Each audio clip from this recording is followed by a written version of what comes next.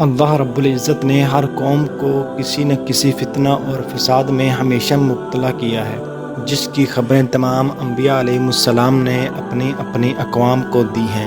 امت محمدیہ کے لیے ایک بہت بڑی آزمائش وحشی اور درندہ صفت قوم کی شکل میں لکھ دی گئی ہے، جس کے وقوع پذیر ہونے میں کوئی شک نہیں۔ آخری نبی حضرت محمد صلی اللہ علیہ وآلہ وسلم نے اس فتنہ کی خبر بہت زیادہ وضاحت کے ساتھ پیش کی ہے۔ اس قوم کا نام یاجوج ماجوج ہے۔ یہ وہ قوم ہے جس کی پیشن گوئی نہ صرف نبی علیہ السلام نے کی، بلکہ تورات اور انجیل میں بھی اس قوم کا ذکر موجود ہے، جسے گوگ اینڈ میگوگ کہا گیا ہے۔ دراصل یاجوج ماجوج حضرت نوح علیہ السلام کے تیسرے بیٹے یافس کی اولاد میں سے ہیں۔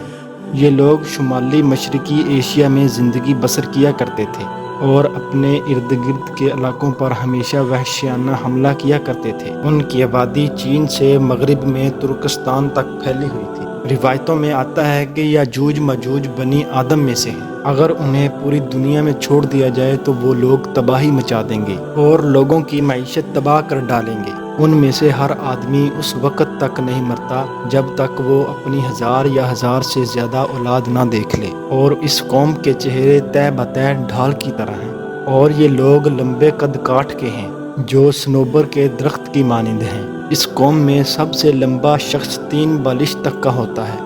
یہ جس جاندار کے پاس سے گزرتے ہیں انہیں کھا جاتے ہیں۔ یہ موسم بہار میں غاروں سے نکلتے ہیں اور یہ لوگ سبزہ کھاتے ہیں، اور اس قوم کے پنجے اور دانت درندوں کی طرح ہیں۔ ہزاروں سال پہلے اس زمین پر اللہ تبارک و تعالیٰ کے ایک نیک بندے کی حکومت تھی، جنہیں ذوالقرنین کے نام سے جانا جاتا ہے۔ اللہ رب العزت نے ذوالقرنین کو زمین کے ایک بہت بڑے حصے پر بادشاہت عطا فرمائی تھی۔ آپ نے مغرب اور مشرق کا سفر بھی کیا تھا۔ مورخین کے مطابق قرآن پاک میں ذوالقرنین کے نام سے جس شخص کا ذکر آیا ہے، دراصل وہ ایران کا عظیم بادشاہ خورس تھا، جسے سائرس اعظم بھی کہا جاتا ہے۔ جب حضرت ذوالقرنین نے شمال کا سفر کیا تو آپ کا سفر مشرقی ترکستان اور منگولستان کے علاقوں سے ہوا۔ یہ علاقہ 2 عظیم پہاڑوں کے درمیان آباد تھا، اور پہاڑ کے اس پار یاجوج ماجوج قوم رہا کرتی تھی۔ ان لوگوں نے حضرت ذوالقرنین سے یاجوج ماجوج فتنے کی شکایت کی اور کہا، یہ قوم ہمارے علاقے میں بار بار حملہ کر کے فساد پھیلاتی ہے۔ لہٰذا حضرت ذوالقرنین نے اس سرکش قوم کی یلغار سے حفاظت کی خاطر ان پہاڑوں کے درمیان ایک مضبوط دیوار تعمیر کروائی، جو لوہے اور پگھلے ہوئے تانبے سے بنائی گئی تھی۔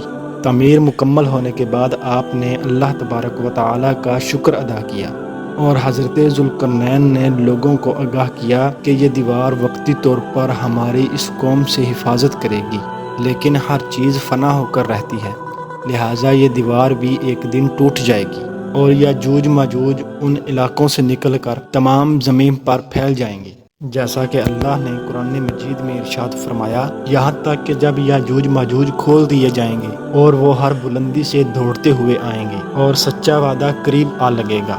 حضرت ابو ہریرہ رضی اللہ تعالیٰ عنہ سے روایت ہے کہ رسول اللہ صلی اللہ علیہ وآلہ وسلم نے ارشاد فرمایا کہ وہ قوم دیوار توڑ کر لوگوں پر نکل آئے گی اور زمین کا سارا پانی پی جائیں گے، اور لوگ اپنے گھروں میں یا قلعوں میں محصور ہو کر رہ جائیں گے، اور یہ قوم ہر ٹیلے سے بھاگتی ہوئی آئے گی، اور ان کے اگلے افراد بحر طبریہ سے گزریں گے تو اس کا سارا پانی پی جائیں گے، اور جب ان کے آخری افراد اس جگہ سے گزریں گے تو کہیں گے کہ یہاں کبھی پانی ہوا کرتا تھا، اور حضرت عیسیٰ علیہ السلام اور ان کے ساتھی محصور ہو جائیں گے، اور بیل کا سر تمہارے پاس موجود 100 دیناروں سے بھی زیادہ قیمتی ہوگا۔ یہ قوم اپنے تیر آسمانوں کی طرف پھینکے گی، جنہیں اللہ خون لگا کر نیچے پھینکے گا، تو پھر یہ قوم کہے گی کہ ہم نے آسمان والوں پر بھی غلبہ پا لیا ہے، جس طرح ہم اہل زمین پر غالب ہیں۔ ایک روایت میں ہے کہ بے شک یاجوج ماجوج ہر روز دیوار توڑتے رہتے ہیں۔ جب وہ ٹوٹنے کے قریب ہوتی ہے تو انہیں سورج نظر آتا ہے۔ اتنے میں ان کا سردار کہتا ہے کہ چلو بس کرو،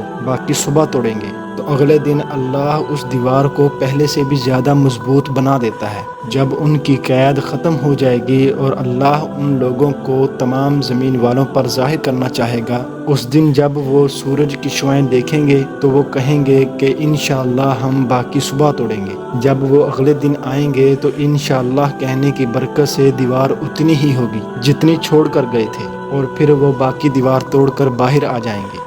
دیوار توڑنے کے بعد یہ قوم زمین پر خوب قتل و غارت کا بازار گرم کرے گی۔ یہ سب قیامت کے قریب ہوگا۔